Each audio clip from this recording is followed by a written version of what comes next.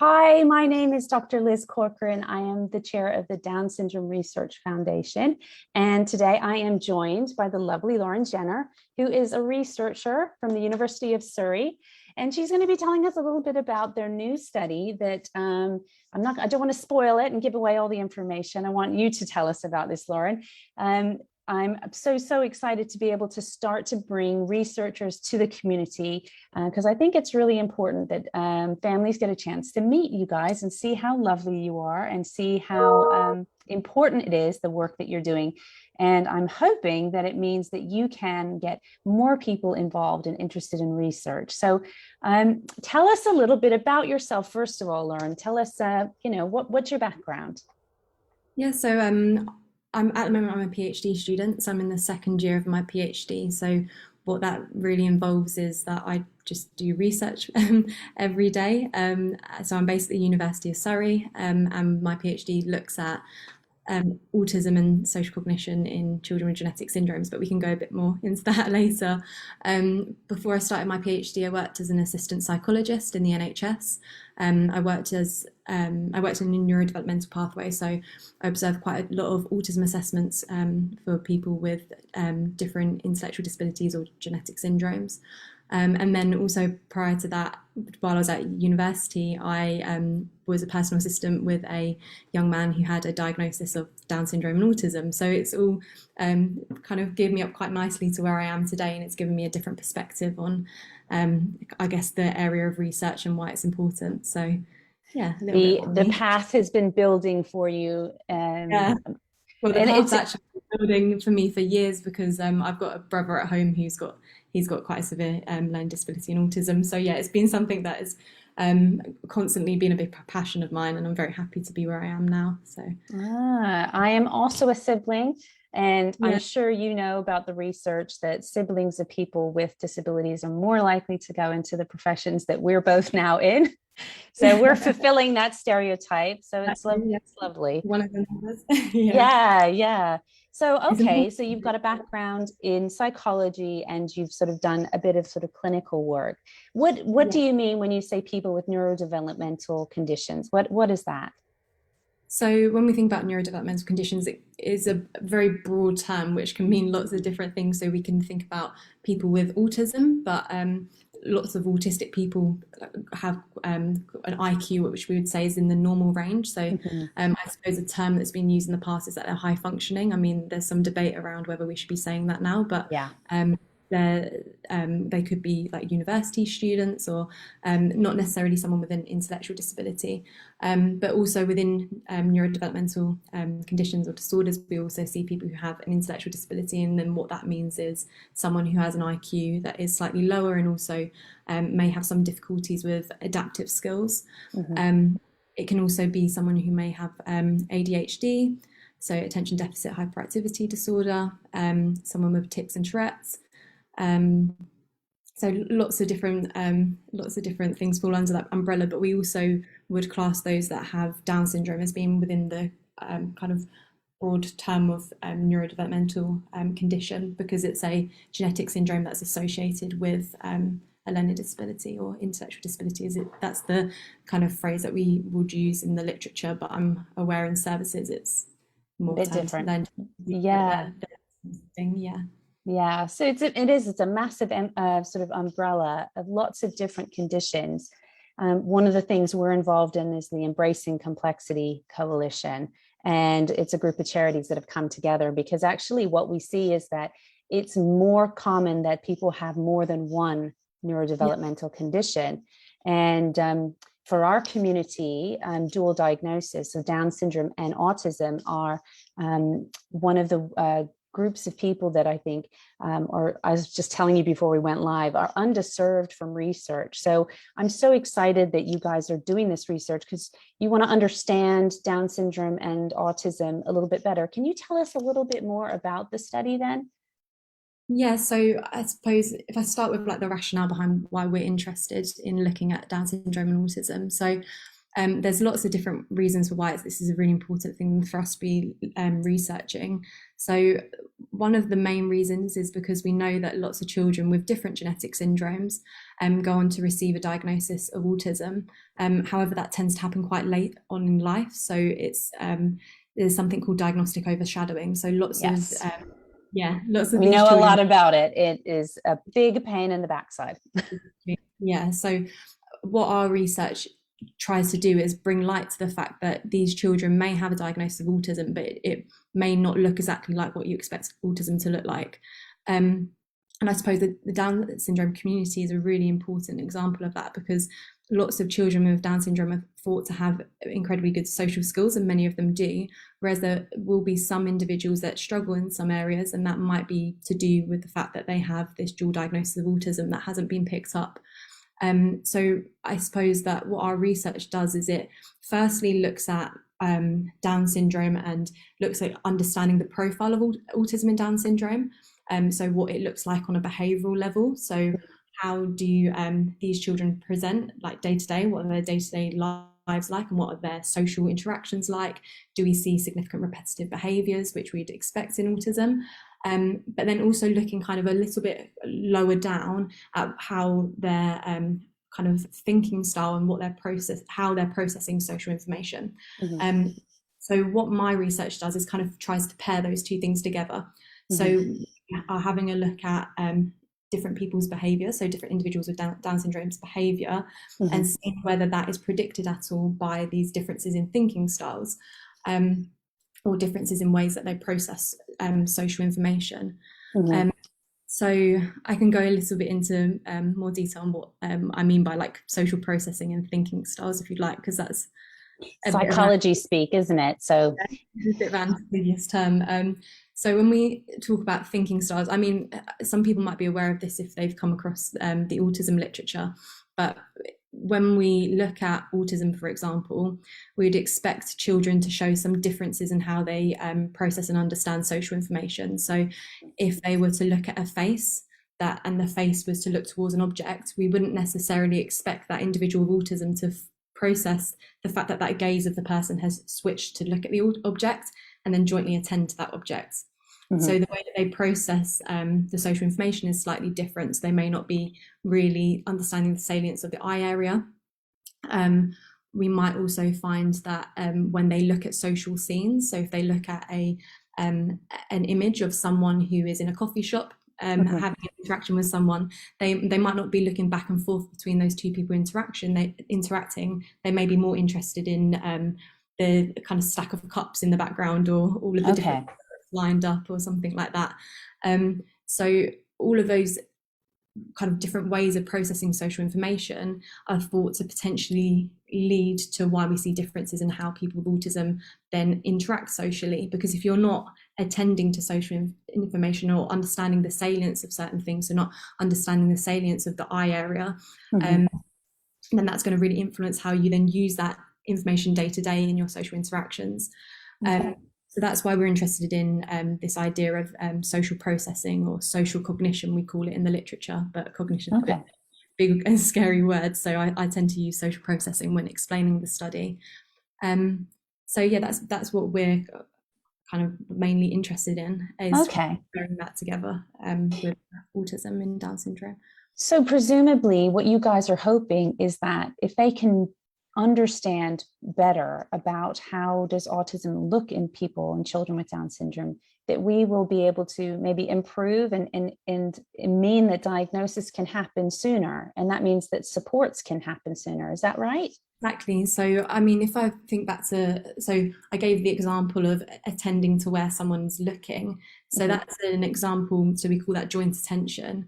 And that's been understood that for people with autism, they're not as strong at attending to the same areas where someone else is looking, whereas all the literature on Down syndrome says that that's a real strength among people with Down syndrome. Exactly. So yeah, it's really important that we actually unpick and see, okay, so this is seen as a strength in Down syndrome, but what about this population of individuals that have this dual diagnosis of Down syndrome and autism?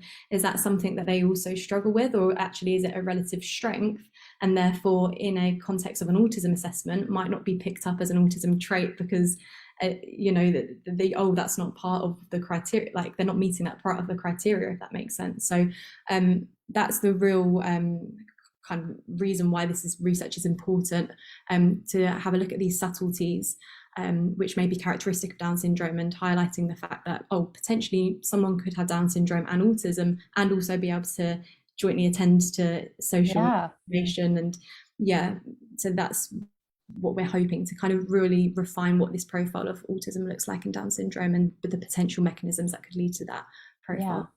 So, I mean, for the listeners, I don't know if they realize that, the autism can be picked up years late, actually, because of this difference that you get with the sort of someone without Down syndrome presenting and someone with Down syndrome presenting with autism. So this sort of research would be really, really helpful, I think, for the researchers to improve their diagnosis skills and then improve how they develop support. And also help the parents as well to be able to learn more and actually understand what's going on inside their child's brain and the way they're processing information. So really important. So when you guys are going to do this study, what sort of ages are you looking to get to come along, recruit for the study? Tell us more. So it's so children and young people, so ages 4 to 17 years old. Mm-hmm. So quite a broad age range, just because we really want to capture kind of all like levels of development, I suppose, and really understand the differences of what the profile might look like from someone with Down syndrome who's 16, 17, but then also how that might look slightly different potentially for someone who's a lot younger. And if someone comes along, let's say they come along and have a chat with you, they decide they want to get involved, what sort of involvement would you need from them? Yeah, so what would happen is we've got some parts of the study that can be done online. So that involves a online questionnaire that will be sent to the parent. And what that questionnaire asks are kind of very generic things about kind of background information. So the nature of the genetic syndrome. I mean, that's quite easy for Down syndrome because there's only sort of like one reason for why. But if we were looking at other genetic syndromes, it might be slightly different. But also whether or not they have a diagnosis of autism, and then having a look at different everyday behaviours. So in the questionnaire it will ask about different autism traits, for example, and the extent to which the child may experience, or the extent to which that's part of their behaviour. And then alongside that we'll be doing some like Teams, so a video call with the child and their parent. Mm-hmm. And what that involves is looking at pictures and listening to stories. It's quite fun and play-based, as much as it can be anyway over a computer screen. And those are very short sessions. So it would be sort of, depending on how the child finds the sessions, it would only be maybe 2 or 3 20-minute, 30-minute Zoom sessions. And the purpose of those is to be measuring things like what is the child's language ability, for example. So if they see a series of pictures, how many of those pictures can they identify what they're called? Or if they are told some numbers, for example, would they be able to remember what that number is and tell it back to me? So there's those elements, and those are really important for us then understanding how those things relate to the social behaviour on like the behavioural level. But then also we'll be doing something in person, which is an eye tracking kind of study. So what that involves is me either coming to the family's house, or they're welcome to come and visit us in Surrey, and we'll reimburse any kind of costs that might be. And they'll see some videos on a laptop, and there'll be a very small bar at the bottom of the computer screen, and what that will be doing is tracking their eye movements. And the reason why we do this is to measure things like, when I was giving that joint attention example, having a look to see, without the child having to say anything, what they attend to in social situations. So if someone looks at an object, do they follow their gaze to the object? and measure things like that in a way that's not too demanding on the child. And the reason we're using those eye tracking measures is because a lot of the literature in the past that has measured these like social cognitive or social processing skills has done so in a way where they are asking the child questions about things. And we know that language ability can be very varied in this population. So using something like eye tracking means that we can be as inclusive as possible with who can actually participate in our study. So yeah, those are the three elements really. Oh, and there is also an interview that I'll do with the parent that kind of accompanies the questionnaire. So we'll do that over the phone. So four elements, I should say. So if the young person is nonverbal or has very few words, would they still be able to take part in the study? So for this study, they wouldn't be able to take part. It would depend how many words that they have, but yeah, if they are nonverbal, they wouldn't be able to participate. Okay. But I work within a larger network, so it's called the Cerebra network, and we're all interested in children with genetic syndromes. And so if someone was interested in this research and wanted to contribute in some way, then I would be able to, they're welcome to approach me, and I'm happy to give them details for their network. And there might be a study which is looking at individuals who are nonverbal that they might be interested in participating in. That would be great, because I know that they're a population that, again, you know, we need to understand more about what's going on for them as well. Okay. And often with studies, there's a little thank you. Is there a little thank you in this study as well that might sweeten the deal for participants? Yeah, well, so parents would be offered a £20 Amazon voucher, and then also I have some small toys that children will get for when they participate in person. Also a nice certificate, and we'll also be writing a report which summarises the findings from the study that the parent might want to use potentially to say if they were looking to seek an autism diagnosis, even though it's not clinical advice. There may be some findings from the study that could be helpful for someone to better understand their child. So that's how come we offer this report. So yeah, I hope that's an incentive for some people. That's great. Yeah, actually, and I hadn't heard of a researcher doing that. So I think that's a really lovely way to give back to the participant for being involved. So yeah, thank you on behalf of them.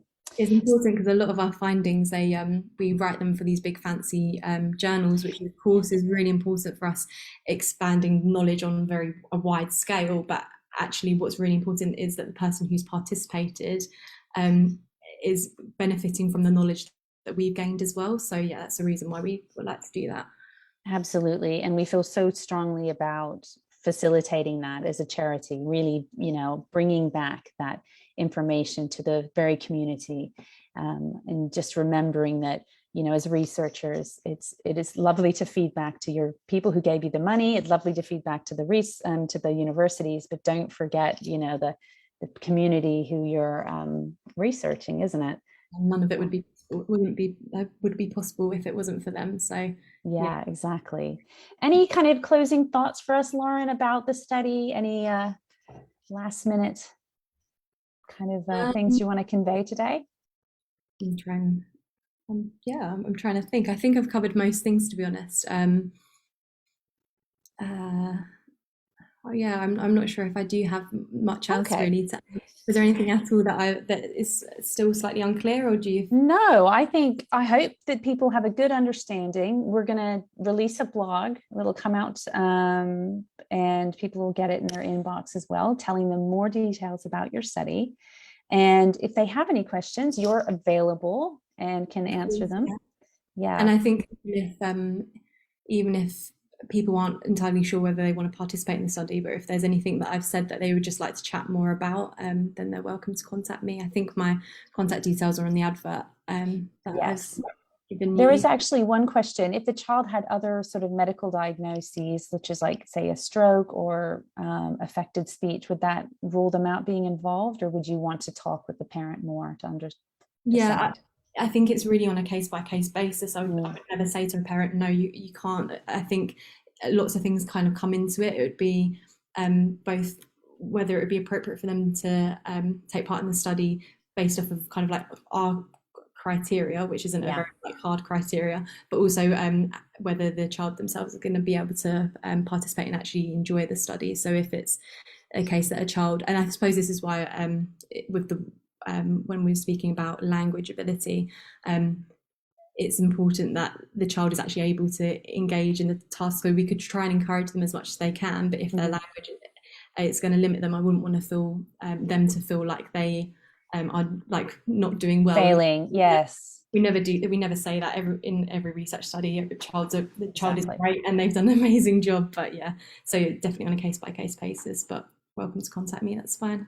Exactly, yeah. And I think even if the child can't participate, it gives you useful information to bring back to the Cerebra network to talk to them about, look, we need to do more work around nonverbal children. I know that's an area which we are working on with the Emerging Minds Special Research Group. So we're hoping to bring more research to that underserved group as well. So thank you so much for talking to us today, Lauren.